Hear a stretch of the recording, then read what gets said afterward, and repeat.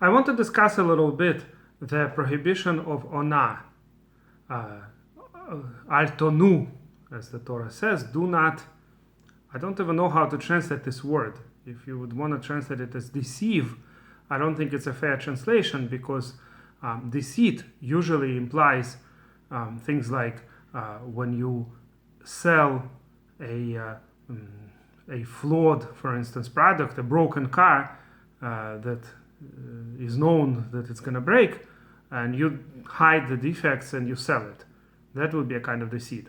Or certainly if a person didn't give the change correctly, right? They're supposed to give a change, for instance, from $10, $1.50, but he gave a little bit less and deceived the customer.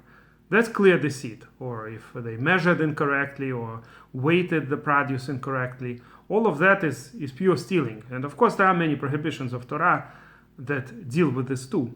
No question about it. The Torah tells us in many different places all kinds of laws about fair and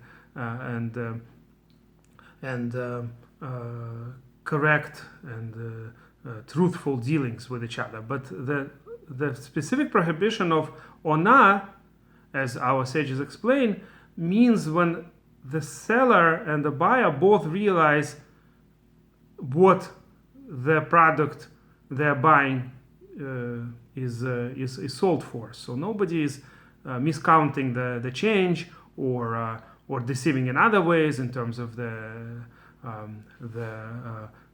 maybe the quantity of the product, or the measure, the length, the weight, the volume. All of these things are all correct. Nobody is deceiving in that respect. But rather, the price is too high, or sometimes too low. If it's the opposite, the one who is selling doesn't realize the true worth of the product. For example, let's say I have a book that I'm trying to sell, and really this book is worth a lot of money because of some specific thing that the buyer noticed. Maybe say it's signed by a great authority, it has already value among antique collectors. So that's the kind of situation we're talking about, when the buyer or the seller correctly give the price and pay the price that they agreed upon, but the price itself is exaggerated one way or another, either too high or too low.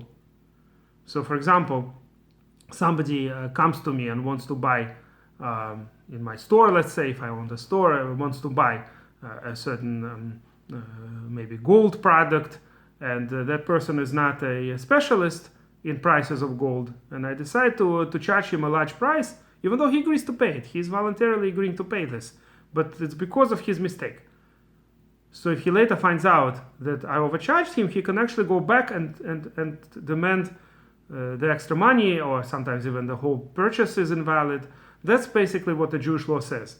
The mitzvah of Onah, the prohibition of Onah, is the prohibition of overcharging, or the opposite, as I said. If the buyer realizes the true price, but the seller does not. If the seller later found out, there are cases when the whole transaction is invalid. Now, of course, there are details for all of this. First of all, the amount of time that the person can still come back and say, you overcharged me, I want my money back, and things like that. All of these are complex laws, but at least the idea itself is a very strict idea about the honest business dealings. Something that, let's say, American law does not forbid.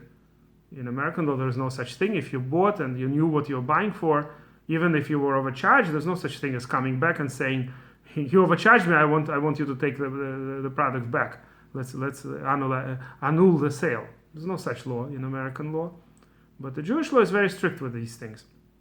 Now, of course, you can't always know the exact normal price for these items. So generally, it's considered that the difference up to a sixth is still considered within norm. But once it's a sixth more, if something that costs $5 was sold for $6, then already you could demand the extra dollar to be returned to you.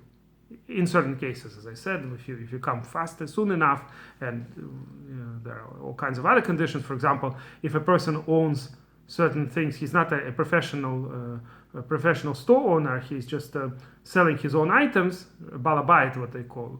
Then these people usually do not want to sell their stuff unless they offer the high price. So therefore, the Onah does not apply. And there are all kinds of other exclusions. But at least the idea itself that the normal business, the store owners are not allowed to overcharge customers. This is a very strict Jewish idea, the Torah idea of prohibition of overcharging, right? That the prices have to be fair. And there is another verse in our parsha that also says, "Do not tonu." Anybody should not do onah to each other, to your brother, literally. For I am God. And that Chazal interpret to mean an extra prohibition of onah. This is already a different kind of onah. Onat dvarim, what they call, meaning a person who says derogatory words, something that makes the other person upset. That's the type of stuff that's considered onat dvarim. So we have two types of onah, according to our sages. One is onah of mammon, of money, meaning overcharging. And another onah is when people say things that are derogatory, that may embarrass a person, that make a person upset. That's the type of stuff that's forbidden. Now there will be a separate special prohibition with regards to a ger. A ger, of course, the Torah is even more careful about the protection of the dignity of a ger.